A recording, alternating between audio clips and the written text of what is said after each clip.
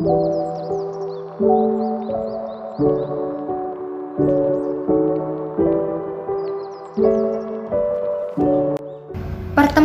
Ambarawa. Apa itu Pertempuran Ambarawa? Pertempuran Ambarawa terjadi setelah Indonesia merdeka.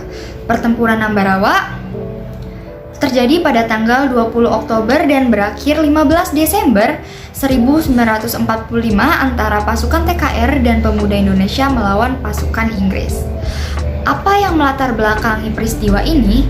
Peristiwa ini dimulai dengan insiden yang terjadi di Magelang sesudah mendaratnya Brigade Artileri dan Divisi India ke-23 di Semarang pada tanggal 20 Oktober 1945.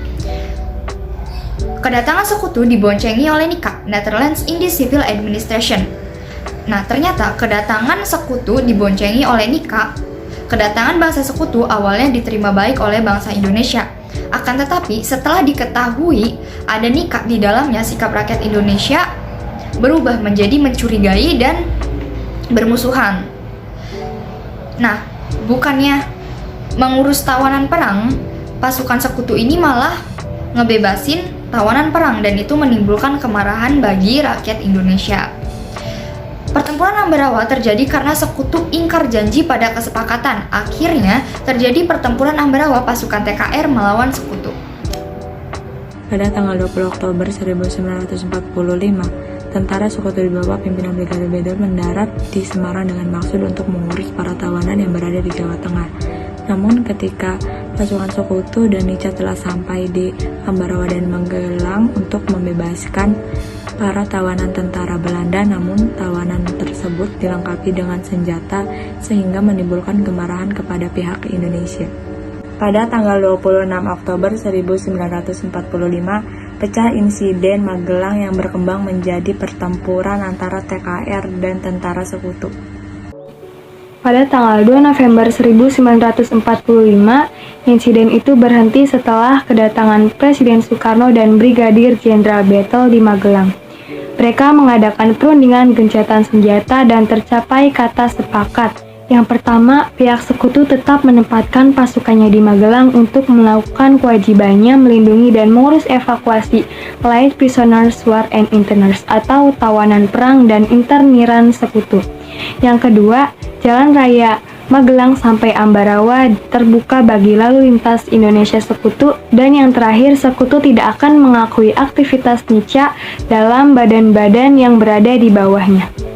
Pada tanggal 23 November 1945, ketika matahari mulai terbit, mulailah tembak-menembak dengan pasukan sekutu yang bertahan di kompleks gereja dan kerkop Belanda di Jalan Margo Agung.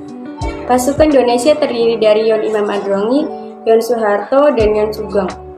Kemudian pada tanggal 26 November 1945, pimpinan pasukan TKR Letkol Isdiman gugur dan digantikan oleh Kolonel Sudirman.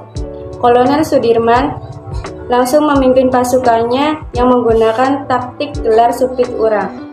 Kemudian pada tanggal 15 Desember 1945, pasukan sekutu mundur ke Semarang dan Indonesia berhasil merebut Ambarawa. Dampak pertempuran Palagan Ambarawa. Yang pertama, menambah semangat gotong royong dan nasionalisme untuk mempertahankan NKRI. Kemudian yang kedua, menunjukkan kepada dunia bahwa Indonesia memiliki kekuatan militer yang tangguh, yaitu TKR. Kemudian yang ketiga, menimbulkan banyak korban, salah satunya Kolonel Isdiman. Beliau merupakan salah satu letkol terbaik yang pernah dimiliki oleh Jenderal Sudirman. Kemudian yang keempat, dikenalnya strategi supit urang, yaitu suatu siasat pengepungan yang dilakukan secara serentak dari dua sisi sekaligus, secara langsung dan bersamaan. Kemudian yang kelima, pada tanggal 15 Desember, dijadikan TNI sebagai Hari Infanteri atau pasukan tempur darat utama. Kemudian yang terakhir, dibuatnya Monumen Palagan Ambarawa. Peninggalan pertempuran Palagan Ambarawa. Yang pertama ada Monumen Palagan Ambarawa. Yang kedua ada tank yang digunakan dalam pertempuran Ambarawa. Yang ketiga ada senjata yang digunakan dalam pertempuran Ambarawa.